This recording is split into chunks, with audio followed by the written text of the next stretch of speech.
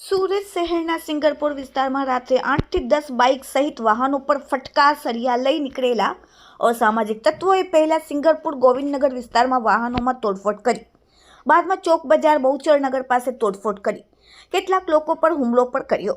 અસામાજિક તત્વોએ 20 થી વધુ વાહનોને નિશાન બનાવી આતંક મચાવતા ચોક અને સિંગરપુર પોલીસનો કાફલો ઘટના સ્થળે આવીને ખડકી દેવામાં આવ્યો। સિંગરપુર વિસ્તારમાં રાત્રે ખુલ્લી તલવાર સાથે ટપ્પરીઓએ આતંક મચાવ્યો હતો।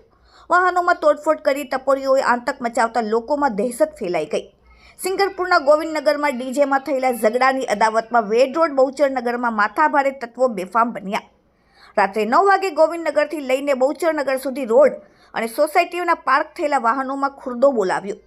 તલવાર સહિતના ઘાતક હથિયારો સાથે આવેલા માથાભારે તત્વોએ કાર અને બાઇક મળીને 10 જેટલા વાહનોની તોડફોડ કરી।